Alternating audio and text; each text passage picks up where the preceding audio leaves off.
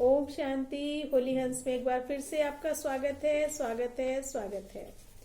आज अव्यक्त मुरली है बाबा की और बहुत ही सुंदर बाबा ने वाणी सुनाई है इसमें, और जिसका विषय है कर्मों की गुही गति के ज्ञाता बनो। आज सर्व खजानों को देने वाले बाप सर्व बच्चों के जमा का खाता देख रहे थे कि कितना बच्चों ने जमा किया है अपने कर्मों के अनुसार। खजाने तो सर्व बच्चों को अखुट मिले हैं ना, बाबा ने तो बहुत सारे खजाने दिए हैं और सर्व को एक जैसा दिया है। सभी नहीं, किसी को बहुत ज्यादा दे दिया, किसी को बहुत कम दिया, नहीं। जैसे क्लास में टीचर हर एक बच्चे को पूर्ण रूप से पढ़ाता है, वैसे ही बाबा ने भी सर्व बच्चों को पूरे खजाने दिए है ना। एक द्वारा सर्व खजाने मिले हैं, किसी को खुद दे दिया, किसी को ब्रह्मा बाबा के द्वारा दिया, ऐसा तो नहीं है। बाबा ने सबको ब्रह्मा द्वारा खजाने मिले हैं, बाबा के द्वारा मिले। एक खजाना नहीं मिला है, कोई अखुट अनेक खजाने प्राप्त हुए हैं। फिर भी जमा का खाता हर एक का अलग अलग है। फिर भी क्या है, उसको जमा कितना किया है उसमें सब अलग अलग हैं। कोई ने सर्व खजाने अच्छी रीत जमा की है, कोई ने तो बहुत अच्छा जमा कर लिया अपना खाता, और कईयों ने यथाशक्ति जमा किया है, कहीं जितनी शक्ति है अपने उसके अकॉर्डिंग किया है। हर एक का अलग अलग है। तो बाबा कहते हैं, अब बाबा ने उसकी निशानी बताई कि जिसने जितना जमा किया है उतना ही चलन और चेहरे से वह रूहानी नशा दिखाई देता है। जमा करने की रूहानी फकुर अनुभव होता है। जिसको प्राप्ति हो जाती है, जिसके पास जमा हो गया, उसके चेहरे से, उसकी चाल से, उसके चलन से बेफिक्री दिखेगी। कहते भी है ना, बेफिक्र बादशाह, जिसको कोई फिक्र नहीं। जमा करने की रूहानी फकुर अनुभव होता है। रूहानी फकुर की पहली निशानी तो यही है ना कि जो जितना फकुर है उतना बेफिक्र बादशाह की झलक उनके हर कर्म में दिखाई देती है। क्योंकि जहाँ रूहानी फकुर है वहाँ कोई फिक्र रह नहीं जाती। इसको ऐसा करूंगा तो ऐसा होगा, वैसा करूंगा तो ऐसा क्यों होगा, कोई चिंता नहीं। कर्म किया और भूल गए। यह फकुर और फिक्र दोनों एक समय एक साथ नहीं रह सकती। या तो फकुर होगी या तो फिक्र होगी। तो फकुर होगी तो फिक्र नहीं होगी, और फिक्र होगी तो फकुर नहीं होगी। जैसे रोशनी और अंधकार एक साथ नहीं रह सकते, रोशनी होगी तो अंधकार नहीं होगा। बेफिक्र बादशाह की विशेषता वह सदा है, बाबा ने अब क्या बताया विशेषता, वह सदा प्रश्न चित्त के बजाय प्रसन्न चित्त रहते हैं। वो प्रश्न उनके मन में कोई प्रकार का कोई प्रश्न नहीं होगा। हर कर्म में, स्व के संबंध में व सर्व के संबंधों में व प्रकृति के भी संबंध में किसी भी समय किसी भी बात में संकल्प मात्र भी क्वेश्चन मार्क नहीं होगा कि ऐसा क्यों, वह क्यों हो रहा है, क्यों हो रहा है, क्या हो रहा है, ऐसा भी होता है क्यों। प्रसन्न चित्त आत्मा के संकल्प में हर कर्म को करते, देखते, सुनते, सोचते यही रहता है कि जो हो रहा है वो मेरे लिए अच्छा है और सदा अच्छा ही होना है। प्रश्नचित आत्मा क्या, क्यों, ऐसा वैसा, इस उलझन में स्वयं को बेफिक्र से फिक्र में ले आती है। और हम तो बेफिक्र बादशाह हैं। और बेफिक्र आत्मा बुराई को भी क्या करती है, अच्छाई में परिवर्तन कर लेती है। इसलिए वह सदा प्रसन्न रहती है। तो आज से क्या करना है, बेफिक्र बादशाह बनना है।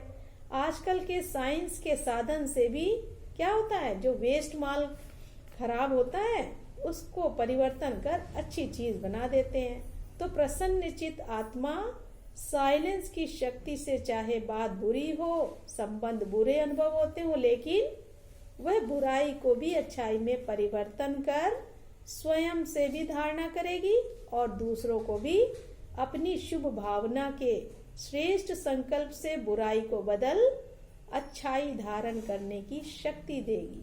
न केवल अपना बल्कि दूसरों को भी शक्ति देगी तो स्वयं में वो परिवर्तन कर सके।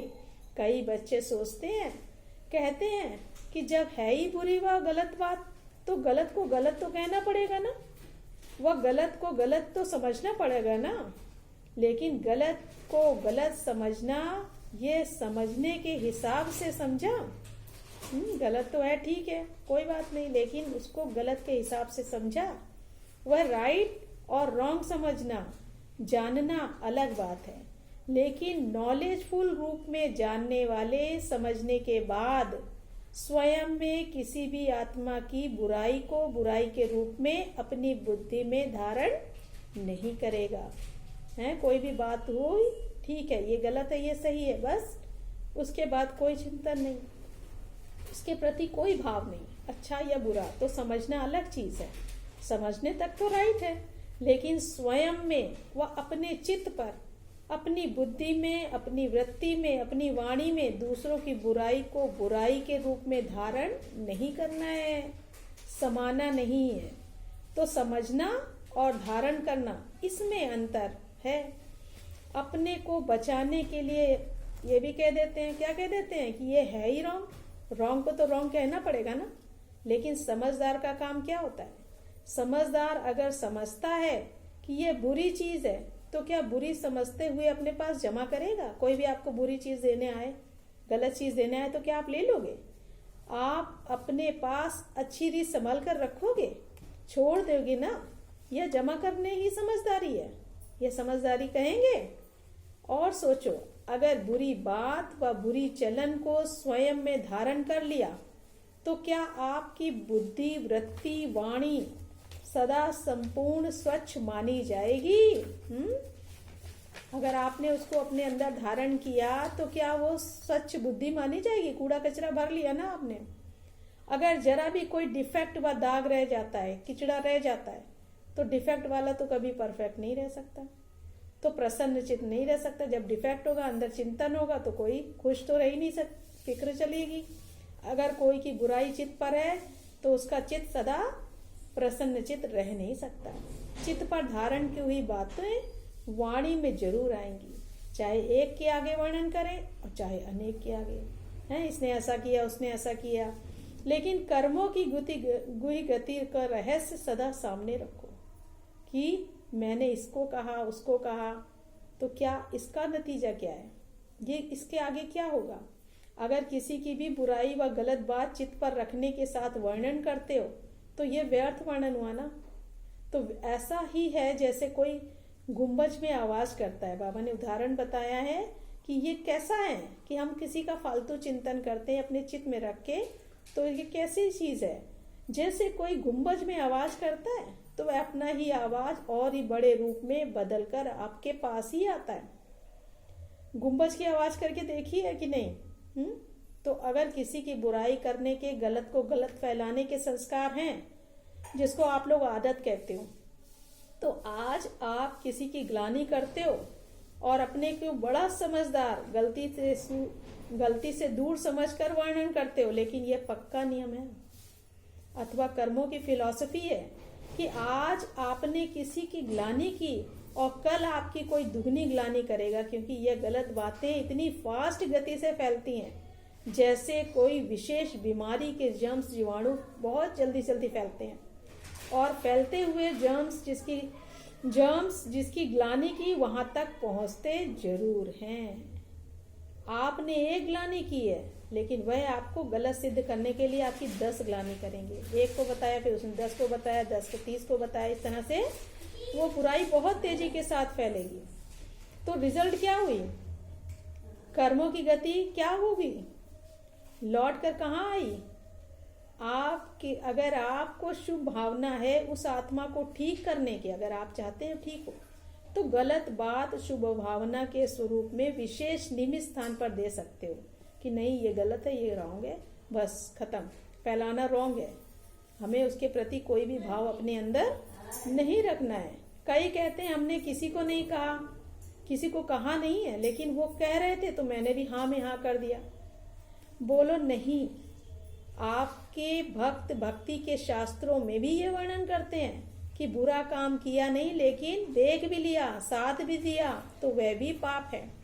हाँ में हाँ मिलाना यह भी कर्मों की गति के प्रमाण पाप का भागी बनना है। वर्तमान समय कर्मों की गति के ज्ञान में बहुत इजी हो गए हैं, लेकिन ये छोटे छोटे सूक्ष्म पाप श्रेष्ठ संपूर्ण स्थिति में विघ्न रूप बनते हैं। तो इन पर ध्यान देना है। इजी बनने की निशानियां क्या है? वह सदा ऐसे ही सोचते समझते ये तो और भी करते हैं, ये तो आजकल चलता ही है। या तो अपने आप को हल्का करने के लिए भी यही कहेंगे कि मैंने तो हंसी में कहा, मेरा भाव नहीं था, ऐसे ही बोल दिया। ये विधि संपूर्ण सिद्धि को प्राप्त होने में सूक्ष्म विघ्न बन जाती है। इसलिए ज्ञान तो बहुत मिल गया, रचता और रचना के ज्ञान को सुनना, वर्णन करना बहुत स्पष्ट हो गया। सभी को ज्ञान सुनना आ गया, सुनाना आ गया, समझना आ गया। लेकिन कर्मों की गुही गति का ज्ञान बुद्धि में सदा स्पष्ट नहीं रहता है। कुछ भी कर्म करते हैं तो सोचते ही नहीं है कि इसका क्या नतीजा होने वाला है, इसलिए इजी हो जाते हैं। कई बच्चों को अपने प्रति भी बहुत कंप्लेन होती है कि जैसे बाप कहते हैं ना, बाप बच्चों में जो श्रेष्ठ आशाएं रखते हैं, जो चाहते हैं, जितना चाहते हैं उतना नहीं है। इसका कारण क्या है? ये अति सूक्ष्म व्यर्थ कर्म बुद्धि को, मन को ऊंचा अनुभव करने नहीं देते। तो ये व्यर्थ जब खत्म होगा तब वो बाप की सारी आशाएं पूर्ण होगी। योग लगाने बैठते हैं लेकिन काफी समय युद्ध में चला जाता है। व्यर्थ को मिटाए समर्थ बनने में समय चला जाता है। इसलिए क्या करना चाहिए? जितना ऊंचा बनते हो तो ऊंचाई में अटेंशन भी ऊंचा रखना पड़ता है। जैसे हम ऊंचाई पहाड़ पे चढ़ रहे हैं तो हमें ध्यान रखना पड़ता है ना कि जरा सी भी गलती हुई नीचे गए खाई में, तो एक भी इंच गलती हमसे होनी नहीं चाहिए। ब्राह्मण जीवन, तो आगे बाबा ने क्या कहा? ब्राह्मण जीवन की मौज में रहना है। मौज में रहने का अर्थ ये नहीं है कि जो आया वह किया मस्त रहा। ये अल्पकाल के सुख की मौज व अल्पकाल के संबंध संपर्क की मौज सदा काल की प्रसन्नचित स्थिति से भिन्न है। ये उच्च ऐसी नहीं है। इसी को मौज नहीं समझ लेना कि यहाँ पे जो हमने व्यवहार किया, एक दूसरे को मिले मिलान किया, बस एक दूसरे को खुश किया, ये सब मौज नहीं है। जो आया वह बोला, जो आया वह किया, हम तो मौज में रहते हैं।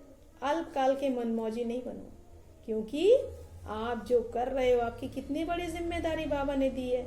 सदा काल की रूहानी मौज में रहो। कैसे रहेंगे?